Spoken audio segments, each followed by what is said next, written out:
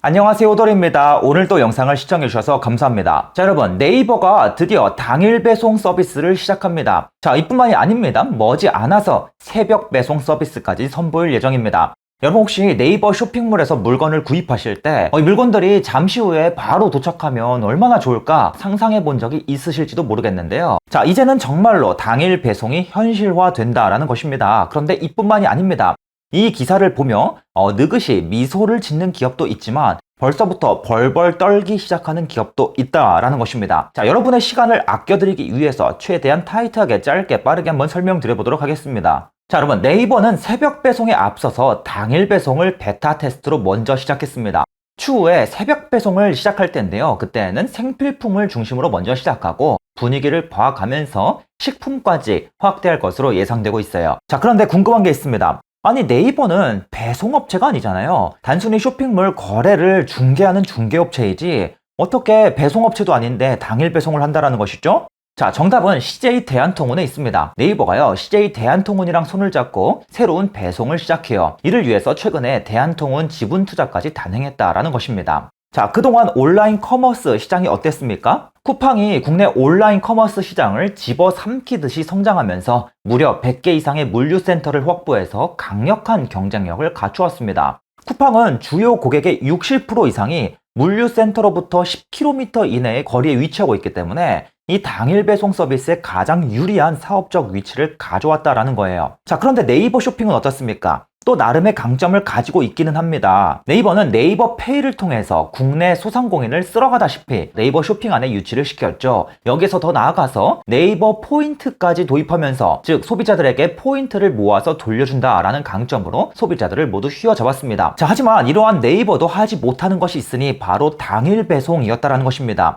우리도 쿠팡처럼 하루 만에 바로 물품을 배송해주고 싶은데 그게 안 됐다라는 것이죠. 실제로 쿠팡을 보시면 어떻습니까? 쿠팡의 경쟁력은 한 가지입니다. 바로 무엇입니까? 빨리 온다라는 것이죠. 쿠팡이 무슨 대단한 물건을, 무슨 명품을 파는 것도 아니고 그저 일상의 평범한 물건들을 하루 만에 빠르게 배송시켜준다라는 것이 쿠팡의 강점이었다라는 것입니다. 자, 바로 네이버가 이러한 당일 배송 서비스, 더욱더 나아가서 새벽 배송 서비스까지 진입하겠다라는 것입니다. 자, 그런데 여러분, 이 당일 배송과 새벽 배송을 이뤄내기 위해서는 물류센터 경쟁력이 굉장히 중요합니다. 물류센터를 국내 곳곳에 짓고 그리고 재고 관리도 철저히 해야 하고, 왜 그런가 하면 당일 배송과 새벽 배송을 하기 위해서는 미리 지역별 물류센터의 재고를 각각 충분히 갖추어 둔 뒤에 해당 물류센터에서 해당 지역으로 바로바로 물건을 출고시키는 거예요.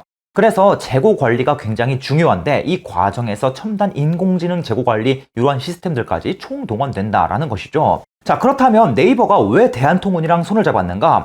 자, 여러분, 대한통운은 여러분께서 흔히 택배 업체라고 알고 계실 겁니다. 그런데 이 대한통운이요, 그동안 오랜 시간에 걸쳐서 이 택배 사업뿐만 아니라 물건의 당일 배송 서비스, 새벽 배송 서비스까지 대신 해주기 위해서 굉장히 많은 투자를 단행해 왔었다라는 것입니다. 그래서 단순히 택배만 배송하는 택배 업체가 아니라 이처럼 굉장히 사업 영역을 늘려왔고, 네이버가 바로 이러한 대한통운의 사업에 주목을 하게 되었다. 그래서 함께 손을 잡고 우리도 한번 같이 해보자 라고 긴밀한 관계를 맺기 시작했다라는 것입니다. 실제로 어떻습니까? 이 마켓컬리의 서비스를 이용하는 분들이 계실지 모르겠어요. 그런데 마켓컬리가 이 마켓컬리의 물류센터를 이용해서 자체적으로 물품을 배송해 줄 때도 있지만 일부 지역에서는, 특히 충청도 지역 같은 경우에는 마켓컬리가 마켓컬리의 물류센터를 이용해서 물품을 배송하는 것이 아니라 바로 CJ 대한통운이 CJ 대한통운의 물류센터를 이용해서 대신 배달해준다라는 것입니다. 자, CJ 대한통운은요, 이처럼 마켓컬리뿐만 아니라 랭킹닷컴이라든지 아니면 코스트코의 신선식품 배송이라든지 이러한 다른 업체들의 당일 배송과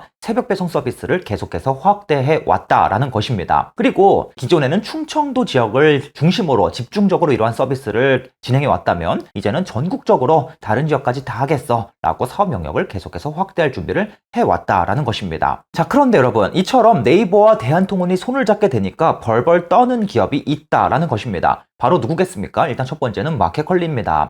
여러분, 마켓컬리의 비즈니스 모델은 굉장히 단순합니다. 서울 강남에서 성공시켰던 비즈니스 모델을 우리나라의 다른 지역들로 그대로 복사 붙여넣기해서 사업을 확대하자. 이게 바로 마켓컬리의 전략이었어요. 그러면 이 마켓컬리는 이제는 부산에서도 이제는 전라도에서도 다양한 지역에서 새벽 배송을 진행하기 위해서는 각각 지역마다 모두 물류센터를 구축해야 합니다. 하지만 여기에는 비용이 너무 많이 들어가기 때문에 충청도 같은 일부 지역은 자사의 물류센터를 세우는 대신에 대한통운의 물류센터망을 이용해 왔다라는 거예요. 그런데 어떻습니까? 이제는 바로 이 대한통운이 야, 우리 마켓컬리 니네 것만 배송해 주는 게 아니라 우리 이제 네이버 거도 배송해 줄 거야 라고 네이버와 손을 잡게 되니까 마켓컬리 입장에서는 아니 저거 지금 우리가 계속해서 밀고 나가는 서비스인데 저거를 네이버도 그대로 따라하기 시작하네? 위기감을 느끼게 된다는 것이죠. 마켓컬리는 점점 난처한 입장이 될 수밖에 없다는 것입니다. 그래서 어떻습니까? 대한통운이 계속해서 네이버와 손을 잡고 당일 배송 서비스를 전국적으로 늘려나가게 되면 마켓컬리 입장에서는 심각한 경쟁 요인이 발생하는 것입니다. 자, 근데 여러분 여기서 끝나지 않습니다. 마켓컬리가 계속해서 상장을 준비해 왔죠. 그런데 마켓컬리의 비즈니스 모델이 무엇입니까? 바로 식품들을 당일 배송해 주겠다, 새벽 배송해 주겠다 라는 게 주요 사업이에요. 그런데 마켓컬리가 상장을 하려고 보니까 우리가 식품을 배송해 주는 요 사업만으로는 많이 부족하다라는 거예요. 시장에서 더욱더 높은 평가를 받기 위해서, 더욱더 높은 몸값을 부르기 위해서는 야, 우리가 지금은 식품 배송만 하고 있지만 앞으로는 다른 물품까지 계속해서 확대를 할 거야. 뭐 각종 일상용품, 각종 화장품, 아니면 각종 애완동물 용품 이런 영역까지 사업을 확대해서 더욱더 다양한 물품을 당일에 배송해 주려고 계속해서 사업을 확대하겠다라고 계획서를 들고 나올 수밖에 없는 상황이라는 거예요. 그런데 어떻습니까, 여러분? 잘 생각해 보세요. 마켓컬리가 이러한 물품들을 우리가 당일 배송해 주겠다라고 하는데 이제는 네이버까지 당일 배송 서비스 영역에 들어오게 되면 어떤 이슈가 생기냐면 마켓컬리가 기존의 식품에서는 강점을 가지고 있었지만 이제는 다른 품목으로 확대하기가 매우 어려워진다라는 거예요. 이유가 무엇이겠습니까? 식품은 인터넷 주문이 어렵기 때문에 마켓컬리가 분명히 강점을 가질 수가 있어요.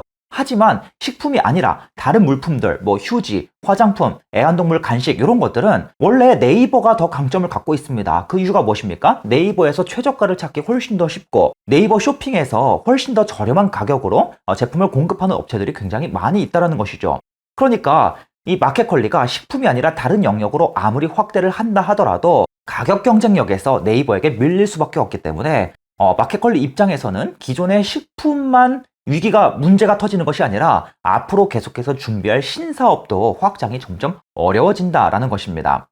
그래서 마켓컬리가 어떻게 되겠습니까? 우리 안 되겠다. 또 다른 사업까지도 또 하겠다고 이야기를 해야겠다. 그래서 뭐 호텔 예약 서비스, 뭐 여행 예약 서비스 이러한 뜬금없는 영역까지 계속 진출해야만 몸값을 부풀릴 수 있는 상황이 된다라는 것입니다. 그래서 요즘에 마켓컬리가 계속 이상한 사업들을 하겠다라는 이야기를 하나 둘씩 끌고 나오는 것입니다. 그러면 또 어떻게 되겠습니까? 마켓컬리의 본연의 아이덴티티는 식품 배송인데 이제는 식품 배송이 아니라 정말 뜬금없는 사업까지 계속 확대가 되면서 마켓컬리 고유의 아이덴티티가 점점 줄어들게 된다라는 것입니다. 그래서 지금 상장을 준비하고 있는 마켓컬리 입장으로서는 굉장히 걱정이 앞서는 상황이다라고 볼 수가 있겠습니다. 그래서 지금 어떻습니까? 네이버가 당일 배송 서비스를 시작한대 라고 하면 당연히 쿠팡도 긴장을 하겠지만 더욱더 지금 긴장하고 있는 업체는 우선 마켓컬리가 되겠다 라고 보실 수가 있다는 것이죠. 그래서 마켓컬리가 조만간 뭐 상장을 한 해 만에 이야기가 계속 나오는데 나는 마켓컬리에 투자하지 않겠어. 나는 그래도 마켓컬리에 투자하겠어.